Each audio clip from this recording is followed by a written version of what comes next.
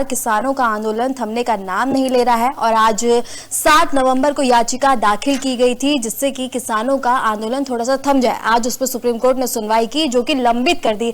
Supreme court का कहना है कि जो याचिका पहले से लंबित है उन्हीं पर सुनवाई होगी। अलग अलग याचिका ना भेजे, अलग अलग याचिका इसी एक ही मामले पे ना भेजे तो सुनवाई नहीं होगी। जो एक याचिका पहले और भी जो लंबित है इसी मामले को लेके और अब ये याचिका खारिज कर दी गई है और इसके साथ ही किसानों ने दिल्ली कूच का ऐलान अभी फिलहाल के लिए इरादा अपना रोक दिया। और आज इसी मुद्दे पे चर्चा करेंगे और चर्चा करने के लिए हमारे साथ कांग्रेस नेता मुन्ना खान जी हमारे साथ जुड़े हुए हैं, बीजेपी नेता प्रदीप बैस जी हमारे साथ जुड़े हुए हैं और स्वराज किसान यूनियन के राष्ट्रीय अध्यक्ष कुलदीप पांडे जी हमारे साथ जुड़े हुए हैं और किसान यूनियन भानु के राष्ट्रीय उपाध्यक्ष अशोक सिंह जी हमारे साथ जुड़े हैं। आप सभी मेहमानों का बहुत बहुत स्वागत है आज हमारे साथ जुड़ने के लिए और इस विषय पर चर्चा करने के लिए।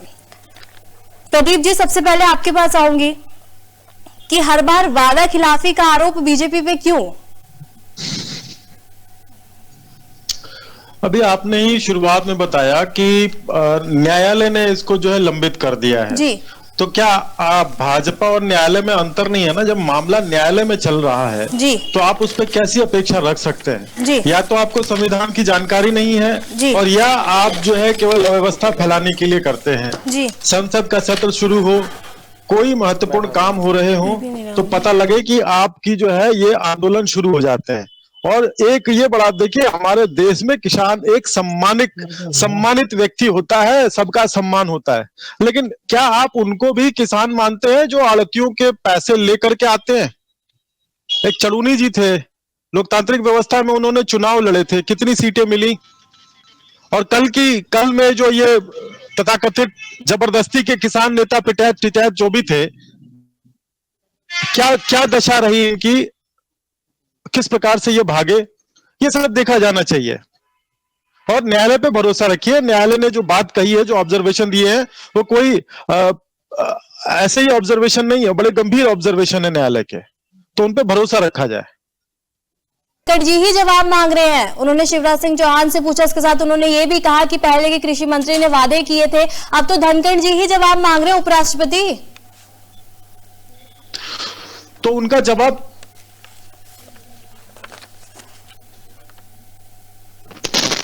जी प्रदीप जी बोलिए।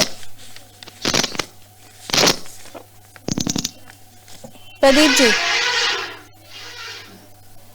जी, आप ये नेटवर्क कम हो जा रहा है। मैंने कहा कि उसका सदन में आदरणीय कृषि मंत्री ने जवाब दिया था, लेकिन अब तो जवाब हो गया ना? जवाब से जी नहीं, अगर उस देखिए एक संसदीय प्रणाली के अंतर्गत आदरणीय उपराष्ट्रपति सभापति महोदय ने सवाल पूछा, उस पे कृषि मंत्री ने जवाब दिया जी, उसके आगे की उस पे कार्रवाई हुई जी। क्या आपको उस जवाब से संतुष्टि नहीं है क्या? जी ठीक है, आप क्या अपेक्षा क्या करते हैं? ठीक है, संतुष्टि की बात कर ही रहे तो अशोक सिंह जी मैं आपका रुख करूंगी। अशोक सिंह जी, कल उपराष्ट्रपति जगदीप धनखड़ ने भी सवाल पूछ दिया कृषि मंत्री से और इसके साथ ही कहा जा रहा है कि लगातार किसान एमएसपी की मांग कर रहे हैं, लेकिन वो उनके लिए ही, क्योंकि अगर आया तो बाजार में इसका घटता हुआ मतलब बाजार ठीक से नहीं चल पाएगा। तो फिर जब पहले ही साफ तौर पे कहा जा चुका है कि एमएसपी लागू नहीं होगा पूरी तरीके से, ठीक तरीके से, तो फिर क्यों उसका झंडा दिखाया जा रहा है बार बार? जी कुलदीप जी, 2018 में भी वादे किए गए थे कृषि मंत्री से और इसके साथ ही एमएसपी लागू करने की कुछ बात कही गई थी। कल राष्ट्रपति उपराष्ट्रपति जगदीप धनखड़ ने भी यही जिक्र किया, पर उन्होंने वादों का जिक्र नहीं किया। आप ही बता दीजिए वो कौन से वादे किए गए थे? देखिए, जब कानून वापस लिए गए थे तो एमएसपी, बिजली बिल, तमाम और किसानों के जैसे मुद्दे थे, कर्ज माफी वगैरह पे जी। ये कहा गया था कि हम लिखित रूप में इसमें कानून बनाने के लिए तैयार हैं। चुनाव के समय में भी किसानों के लिए वादे किए गए थे कि आपकी आय दुगनी की जाएगी, आपकी फसलों के सही रेट मिलेंगे, एमएसपी हम लागू करेंगे, लेकिन अभी तक ऐसा कुछ भारतीय जनता पार्टी की तरफ से या केंद्र सरकार की तरफ से ऐसा कुछ नहीं हुआ। केंद्र ये कहते हैं कि जो भी वादे भाजपा द्वारा किए गए हैं उनमें से एक भी वादा इनके द्वारा अभी भी पूरा नहीं किया गया है जी।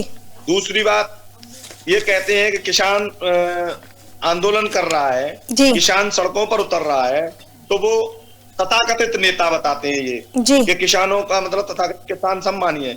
इन्होंने जब कृषि कानून वापस लिए थे उस वक्त भी देश के जब किसान आंदोलन करने जब सड़कों पर बैठे थे, दिल्ली के पास बैठे थे, बॉर्डरों को इन्होंने सील करा दिया था, कांटे लगा दिए गए थे। उसके बाद जब कानून वापस लिया गया था तब हमारे देश के प्रधानमंत्री आदरणीय नरेंद्र मोदी जी द्वारा कहा गया था कि मेरी तपस्या में कुछ कमी रह गई थी, इसलिए मतलब मैं समझा नहीं पाया और ये कानून भारी मन से वापस ले रहा हूँ। तो मैं कहना चाहता हूँ अगर वे किसान नहीं थे, इन्होंने तो उस वक्त भी आतंकवादी, अराजक तत्व, खालिस्तानी, कभी कांग्रेसी, कभी कम्युनिस्ट, तमाम तरीके के आरोप किसानों पर लगाए। जो इनकी एक मानसिकता है, किसानों की पहचान नहीं बता पाते हैं कि किसान कौन है, किसान की पहचान क्या है। 2 एकड़ से अशोक सिंह जी आप 2 एकड़ से ज्यादा के कृषक हैं या कम के कृषक हैं? आपकी जोत कितनी है? ज्यादा का किसान हूँ साहब। 2 एकड़ हो, 1 एकड़ हो या कम, उससे कम हो। अभी हरियाणा में गांव में पंचायत में ये बातें बताई की जा रही हैं कि ये जो लोग आंदोलन कर रहे हैं, जो आंदोलन में निकल रहे हैं, इनसे हमारा कोई साठगांठ नहीं है। तो हर बार पार्लियामेंट के समय ही क्यों आप उतराते हैं पानी के बाहर? पार्लियामेंट में जिन प्रतिनिधियों को हम चुनकर भेजते हैं, कुलदीप जी जिनको जिम्मेदारी देते हैं अपनी, वो जिम्मेदारी नहीं निभाते हैं। हमें मजबूरी में अपनी आवाज उठाने के लिए लोकतांत्रिक व्यवस्था में ये सड़क पर आना पड़ता है।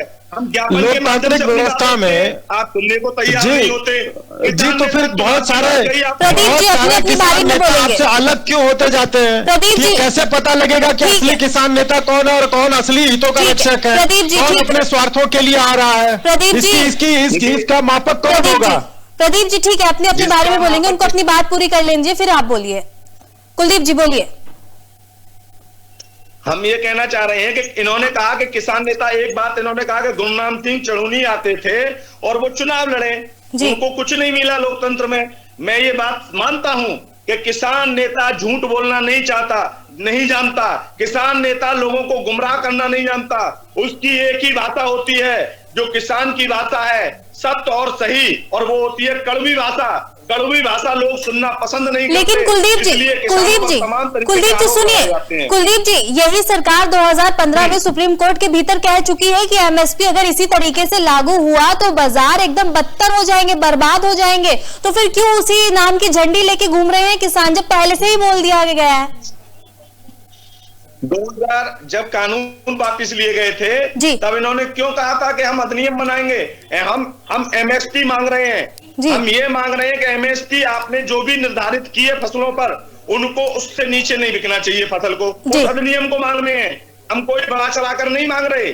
जो सरकार द्वारा निर्धारित हमारी एमएसपी होती है, फसलों पर जो दी जाती है, तो जब बाजार में हम उसे बेचने जाते हैं हमारा रेट एमएसपी से नीचे मिलता है। हम वो कानून चाहते हैं कि जब एमएसपी सरकार हमें दे रही है तो उस एमएसपी पर ही हमारा अनाज बिकना चाहिए। ये मांग है हमारी। सरकार क्यों नहीं देना चाहती? ठीक है कुलदीप, सरकार पूंजीपति और उद्योगपतियों। प्रदीप जी ठीक है, कुलदीप जी जवाब ले लेते। ठीक है कुलदीप जी, प्रदीप जी जवाब दे दीजिए कि आखिर दिक्कत है कहाँ?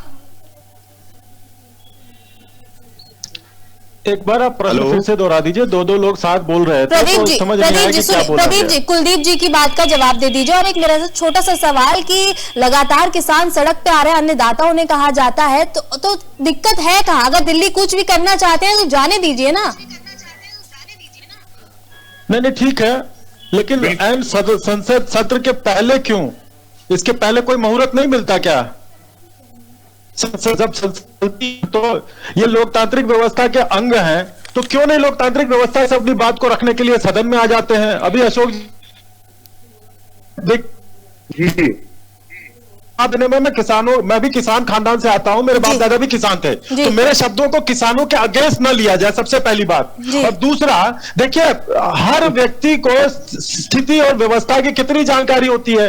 अभी कहा कि इनके कुछ नेता छोड़ के जाने लगे, तो आखिर सरकार किससे बात करेगी? जो प्रतिनिधि गए वो, जिनसे बात नहीं हो पाई वो, या जो बाहर बैठ करके फिर से आंदोलन करने चल जा रहे हैं वो, किसको सत्य माना जाए?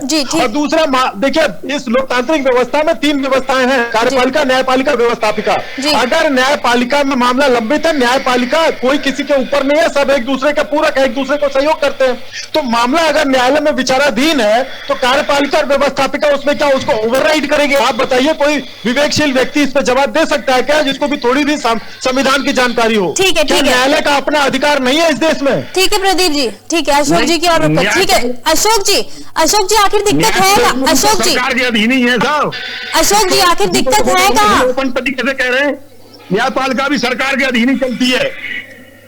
अशोक जी, लेकिन कहा जाता है कि जब सरकार बात, अशोक जी, निर्णय किसानों को पूरी तरह सुविधा नहीं पहुंच पा रही है। अशोक म्यूट कराइए अशोक जी, लेकिन सवाल ये है कि जब सरकार बात करना चाहती है तब किसान बात करने को राजी नहीं होते, वो अपनी जिद पे ही अड़े रहते हैं। अशोक जी, नहीं, ऐसा है कि तो हम हर समय बात करने के लिए तैयार है। कितनी बार बात करें, जी, कितनी बार आंदोलन किया, लेकिन सरकार सुनती नहीं है। अपने पास संसद तक जाने के लिए नहीं रोकती, वहां दिल्ली जाते हैं, रोक देते हैं रास्ते में, उन पर गोलियां चलाई जाती है, पानी की गोले चलाए जाते हैं। किसानों का कब तक सरकार उत्पीड़न करेगी? कहते कुछ और, करते कुछ और है। ठीक है अशोक जी। मुन्ना खान जी, आपका रुख करूंगी। मुन्ना खान जी, आंदोलन और वादा खिलाफी, मांगे, एमएसपी, ये तो शुरू से ही चलता आ रहा है और अभी तक समाधान नहीं निकला, और अब कांग्रेस का समर्थन मिलता हुआ नजर आ रहा है किसानों को। सरकार जो भी सरकार सालों में। मुन्ना खान जी, ठीक है अशोक जी, ठीक है अशोक जी, ठीक है जनता सुन रही, वो सुन नहीं पाएगी। अशोक जी, ठीक है, अपनी अपनी बारी में बोलेंगे। मुन्ना खान जी, जवाब दे दीजिए। देखिए, मैं आपको जवाब देना चाहता हूँ कि ये सरकार कहीं न कहीं विश्वास खोती नजर आ रही है। जिस तरीके से आज सरकार और किसान में लगातार 2014 के बाद जो ठगी हुई है, तो ये सरकार कभी भी किसान का भला नहीं चाहती। देश के प्रधानमंत्री ने कहा कि हमसे कोई कमियां हो गई, हमारे तपस्या में कोई कमी रहेगी, हमें 3 कृषि काले कानून वापस लेने पड़े। अरे भाई, लेने पड़ेंगे जी। अडानी के लिए काम करोगे तो लेने पड़ेंगे, अंबानी के लिए काम करोगे लेने पड़ेंगे, नीरव मोदी मेहुल चोकसी के लिए काम करोगे लेने पड़ेंगे।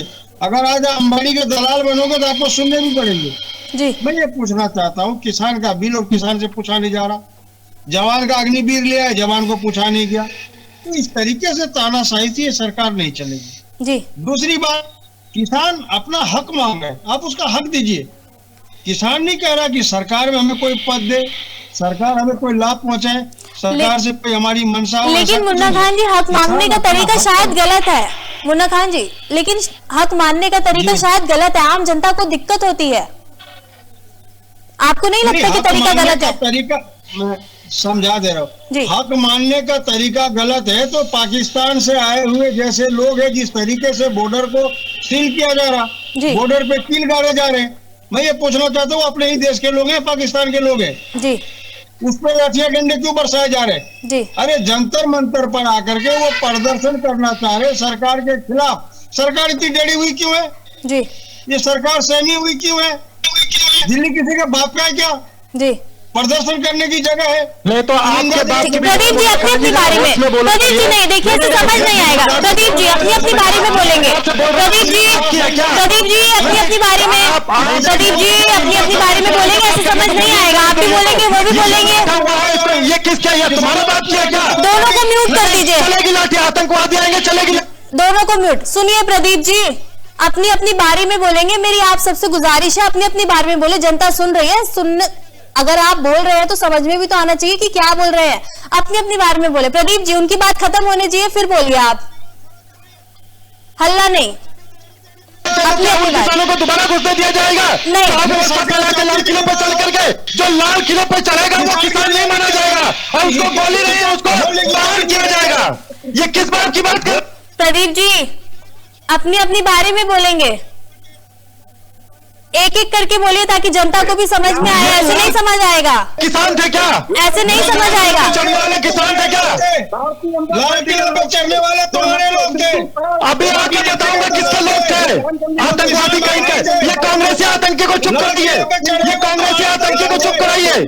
वो किसान नहीं थे, आतंकी। दिल्ली हमारे देश की राजधानी है। सबके माइक म्यूट कर दीजिए। सबके माइक सुनिए, मेरी भी सुन लीजिए। यहाँ लड़ाई दंगा करने नहीं बैठे हैं, बात करने बैठे हैं। जनता को समझ में आना चाहिए कि आखिर दिक्कत है कहाँ, क्या दिक्कत हो रही है। ऐसे नहीं होगा, लड़ाई दंगा करने नहीं बैठे, एक एक करके बोले, अपनी अपनी बारे में बोले, मैं सबको मौका दूंगी, ऐसे नहीं होगा। और जो बोलेगा मैं उसका माइक म्यूट करा दूंगी। प्लीज गुजारिश है मेरी, आराम से चलने दीजिए डिबेट को डिबेट की तरह ले। ठीक है कुलदीप जी, मैं आपके पास आऊंगी। कुलदीप जी आपके पास आऊंगी। मुन्ना खान जी अपनी बात पूरी कीजिए। 70-75% मजदूर हिंदुस्तान है, अपनी बात पूरी कीजिए। बनाने में सक्षम रहते हैं, सरकार नहीं बनाते। मुन्ना खान जी जी देखिए पहली बात तो ये कह रहे हैं कि बोलने की तमीज नहीं, पहले तमीज इनको सीखनी। अरे बाप से कौन गया था मुन्ना खान? तुमने शुरू किया था ना, तुमने शुरू किया था ना, नहीं तुमने शुरू किया था ना कि देखिए लड़ाई झगड़ा नहीं, अगर किसी के बाप की नहीं है तो तुम्हारे बाप की है क्या? बस राजनीति, इसको किसान भी अब राजनीति नहीं है जो तुम बात पे चढ़ गए तुरंत। किसानों की बात करने बैठे हैं। अरे तुम कैसे बोले कि किसी के बाप की है? क्या ये तमीज है? नहीं तमीज से नहीं, मुझे पिटाई थी नाम है, वो जो पिटा वो पिटाई थी है। और आप जो ये कहते हैं किसी के बाप की है तो शुरुआत आपने की थी, तो मुझे जवाब देना आता है। अपनी अपनी बारे में बोलेंगे। अरे किसानों के मुद्दे पे बात करने बैठे, इसको पॉलिटिकल एंगल क्यों बना रहे हैं? दिल्ली है, अरे किसी के बाप की नहीं तो तुम्हारे बाप की दिल्ली है। अरे तो दिल्ली तेरे बाप की है। अरे शुरू किसी के आगे बता दूंगा अभी मैं किसके बाप की है। आतंकी कांग्रेसी तुम्हारे बाप की है। इराक से जब गेहूं का पैसा आया था तो वो पैसा भारत देश से गेहूं गया था और वो पैसा आया था कांग्रेस पार्टी के नाम पे। ये बात करके बैठे हैं। प्रदीप जी अपनी अपनी बारे में बोलेंगे, मत करिए ऐसे। की जानकारी है इनको। प्रदीप जी मर्यादा में रहे। शुरू किया किसी के बाप की है। आतंकवादी तुम हो, भ्रष्टाचार। आतंकवादी मुसलमान आप लोग किसान के मुद्दे पे बात करने बैठे हैं कि आतंकवादियों के मुद्दे पे बात करने बैठे हैं? क्या कर रहे हैं आप? आपस में लड़ाई झगड़े कर रहे हैं आप लोग। आतंकी कह रहे हैं, इसके चचा आतंकी को छोड़ने कंधार गए थे, तमीज भूल गए। इनके चचा आतंकी। अरे हर मुसलमान आतंकवादी निकलता है, अपने गिरेबान में जाके गए। चचा आतंकवादी को छोड़ने कंधार गए थे और ये हमें कह रहे आतंकवादी, ये खुद आतंकवादी है। प्रदीप जी, अशोक जी मर्यादा में रहे। आप लोग किसान के मुद्दे पे बात करने के लिए बैठे, इसको राजनीतिक मुद्दा ना बनाए। कुलदीप जी अपनी अपनी बारी में बोलेंगे, अपनी अपनी बारी में आप लोगों ने अभी तक एक भी बार किसान से नहीं बोला, आप लोग अपने में ही लगे हुए हैं। मुद्दों पर आइए, किसानों से जुड़ा मुद्दा है, सरकार से किसानों की वार्ता का मुद्दा है, उस पर रहिए। इन चीजों से कोई हल नहीं निकलने वाला है। कुलदीप जी, भाई साहब जो आप मुझे आपका नाम नहीं पता, कुलदीप जी बोल रहे हैं। आपने प्रदीप जी मेरी आप सबसे निवेदन है, अपने बारे में बोले। आपने प्रोग्राम रिवाइंड करके देखिएगा किस तरह की भाषा ये इस्तेमाल करते हैं। हम लोग उतनी देर से बैठे हैं, शांति से बात कर रहे थे। अरे शांत रहिए, आप शांत रहिए, आप शांत रहिए। पहले इसने बोला कि किसी के बाप की दिल्ली है। ये क्या सभ्य समाज में इस तरह की भाषा बोली जाती है? जाहिलों को क्यों लाया जाता है? नहीं, ये जाहिलों को क्यों प्रोग्राम में लाया जाता है? ये कैसी शब्दावली इसने प्रयोग की कि किसी के बाप की दिल्ली है? आगे मैं इसके घर ये जाहिलों को क्यों बुलाते हैं आप? इन बदतमीजों को समझाओ, नहीं तो इसके साथ डिबेट मत करो। अरे शुरुआत किसने करी? जाहिल, जाहिल तुमने शुरुआत करी। बाप का नाम किसने लिया? कांग्रेसी जाहिल। इन्हें इन बदतमीजों को समझाओ। अंग्रेजों के तलबे चाटते चाटते अडानी की दलाल है ये। देशद्रोही आतंकी, देशद्रोही आतंकी, तुमको बोलने का अधिकार नहीं है। आतंकवादी मुस्लिम बोलने का अधिकार नहीं है। मुसलमान है, इनके अभी ठीक किए जाओगे। इनके सभी जमाई मुसलमान है, वो मुसलमान को आतंकवादी बोलते हैं। जमाई बनाने में इनको शर्म नहीं आती। अभी निकल के बताऊंगा तुम्हें। और ये मुस्लिम को ही गाली देंगे, ऐसे लोग हैं ये। अब इस तरह के लोग अगर डिबेट में आकर चर्चा करेंगे तो कौन इनसे बात करेगा? ये जिसको तमीज नहीं बात करने की, इससे कौन चर्चा करेगा? मुसलमान है, जीजा तेरा मुसलमान है तो मिर्ची लग गई। मुस्लिम तमीज से रह, नहीं तो ठीक कर दूंगा तुझे। तमीज से बोल। अरे तुम्हारी औकात नहीं है अभी, बच्चे हो। औकात पे मत जाना, नहीं तो जमीन के कहाँ चले जाओगे पता नहीं लगेगा तुम्हें। अरे बच्चे हो, अभी राजनीतिक सीखो। मुस्लिम को गाली तुम बड़े बूढ़े हो ना, तमीज है नहीं बात करने की। तमीज है नहीं बात करने की, राजनीति सिखाने गया है। मुसलमान है और गाली दोगे मुसलमान को तुम। अभी सीखो, बच्चे हो अभी। क्या कर रहे हैं आप लोग? मर्यादा में है ही नहीं, अपने अपने में लगे हुए हैं। आप लोग किसानों के मुद्दे पे बात करने बैठे और अपनी आपस में लड़ाई दंगा कर रहे हैं। उन्हें बताइए पहले उन्होंने टिकट क्यों कहा? सीधा नाम लेते राकेश टिकट। ठीक है, तो आप यहाँ किसने शुरुआत की?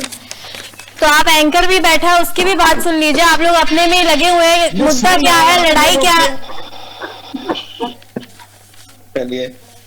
कुलदीप जी, हाँ जी, कुलदीप जी, मैं आपके पास आना चाहूंगी कि लड़ाई तो आखिर 2018 से ही चल रही है। 2018 से लड़ाई देखने को मिल रही है, बाद 2018, 2020 और 21 में आंदोलन देखने को मिले, और इस तरह से आंदोलन देखने को मिले, कई किसानों की मौत भी हो गई उनकी, और इसके साथ ही अब फिर से आंदोलन। क्या कुछ और समाधान नहीं है? सड़क पे उतरना ही। लड़ाई 2018 से नहीं चल रही है जी। लड़ाई 2008 से चल रही है, और पहले से किसान अपने हक के लिए मांग रहा है। किसान तो शिकायत किससे है? कांग्रेस सरकार में स्वामीनाथन आयोग बनाया गया, जिससे किसानों की हालात और दुर्दशा पर चर्चा की गई। उसको लागू करने के लिए सभी राजनीतिक दल पीछे हट जाते हैं। किसान लंबे समय से अपनी मांगों को रख रहा है। 2012 में भट्टा परसोल के बाद में 13 में अधिनियम कानून बनाया गया, विधेयक लाए गए, उसको पास नहीं किया। जो नोएडा में किसान बैठा है, उसके लिए भी किसान बेचारा अपनी मुआवजे के लिए बैठा है, उसको भी अराजक तत्व बता दिया गया। कुलदीप जी, तो आखिर शिकायत किससे है? लड़ाई तो शुरू से ही हो रही है, पर समाधान देखने को नहीं मिल रहा है। देखिए, जिन सरकारों को हम चुनते हैं, जिन जनप्रतिनिधियों को चुनकर हम संसद में भेजते हैं, और उनसे ये उम्मीद करते हैं कि ये संसद में जाकर हमारे लिए बोलेंगे और उन कानूनों को लागू कराएंगे, किसानों की दशा पर दुर्दशा पर बोलेंगे। कहीं ना कहीं ये भी किसान परिवार से जुड़े होते हैं, लेकिन जाने के बाद में बड़े बड़े उद्योगपतियों और पूंजीपतियों को लाभ देने के लिए उसमें मतलब लाभ देने के लिए काम करते हैं, बड़े बड़े पूंजीपतियों को। लोकतांत्रिक व्यवस्था से बनी सरकारें हैं, संवैधानिक तरीका से सरकार को चलाने के लिए यहाँ के हमारे उत्तर प्रदेश के मुख्यमंत्री अराजक तत्व और काम तमाम करने जैसी धमकी किसानों को देते हैं। इनकी मानसिकता जो है वो आरएसएस की मानसिकता है, और उसी तरीके से ये किसानों के प्रति अपना रुख अपनाए हुए हैं। हम तो सिर्फ किसान मजबूरी में अपनी खेती छोड़कर सड़कों पर उतरता है, उसके लिए ये आतंकवादी कहते हैं। सरकार हमारी मांग मान ले, हम इतना चाहते हैं एमएसपी पर अधिनियम बना दे, कर्ज माफी का जो इनका वादा है वो कर्ज माफी कर दे, और जो बिजली बिल जो इन्होंने किया है 2020 उसको वापिस कर ले, और किसान आयोग का गठन कर दे। सरकार से हमारी कोई लड़ाई नहीं है, ये मांगे हैं हमारी। इन मांगों के मुद्दों पर हम लोग लड़ रहे हैं। और रही बात ये कि क्षेत्रवाद तरीके से किसान, क्योंकि किसान पढ़ा लिखा नहीं होता, हर भाषा का हमें ज्ञान नहीं, 26-29 राज्य हो चुके हैं, तो इसलिए हमारा जो संगठन है वो हो सकता है, एक लड़ाई हम लड़ सकते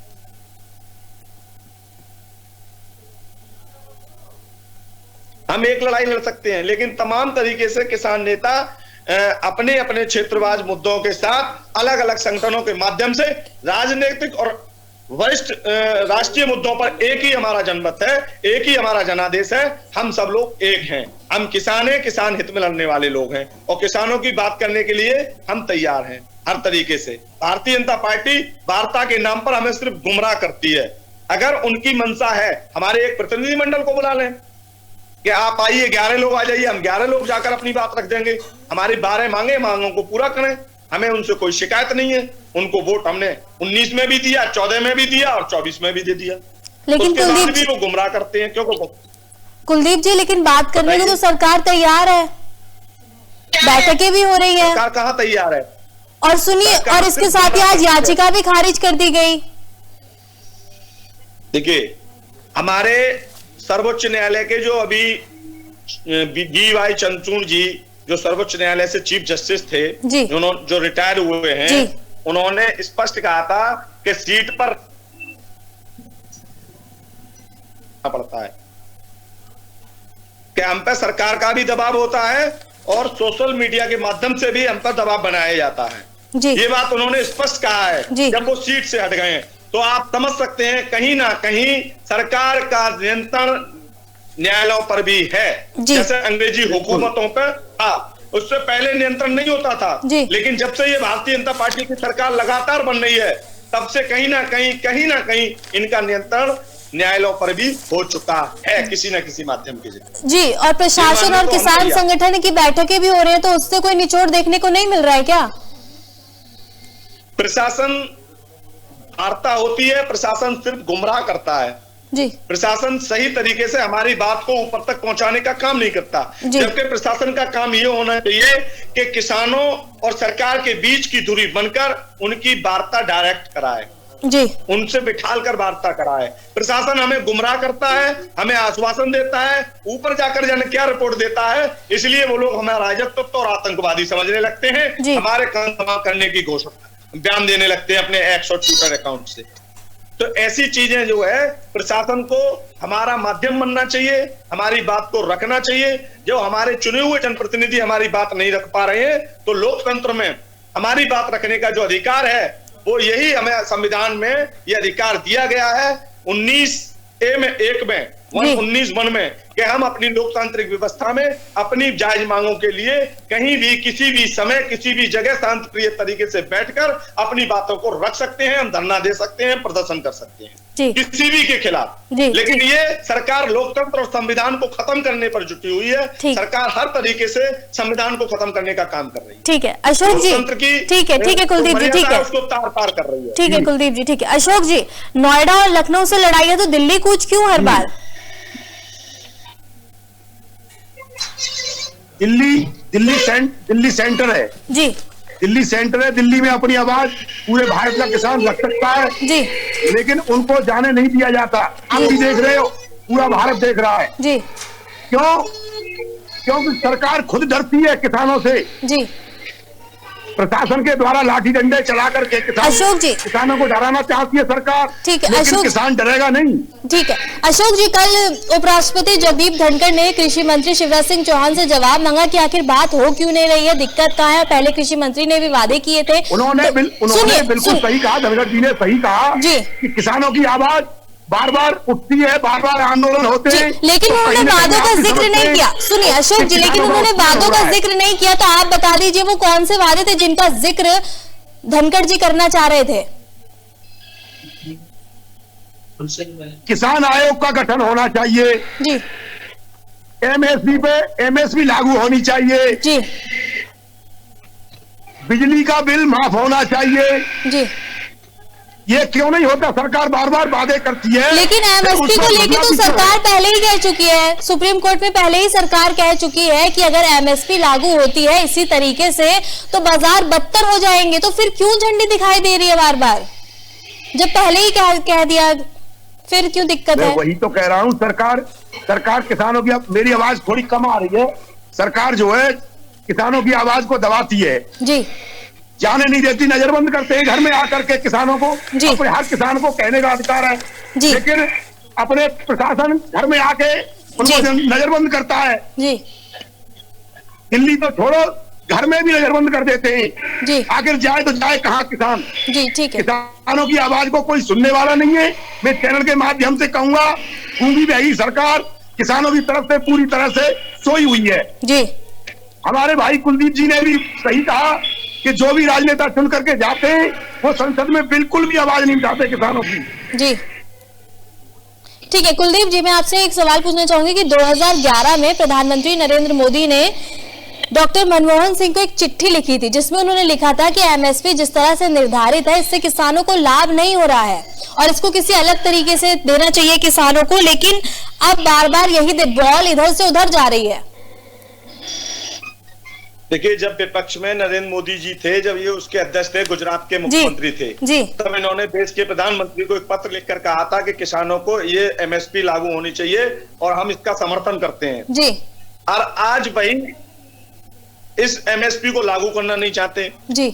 सरकार ने हमसे 2018 में जब किसान आंदोलन जब समाप्त हुआ था तो सरकार ने लिखित रूप से ये वादा किया था कि बिजली बिल माफ किया जाएगा, कर्जा माफ किया जाएगा, बिजली बिल 2020 में संशोधन उसको वापस लिया जाएगा। आपका ये कानून तीनों हमने वापस ले दिए। इस पर एक कमेटी बनाई जाएगी, वो कमेटी किसानों से वार्ता करेगी किस तरीके से किसानों को लाभ पहुंचाया जा सके।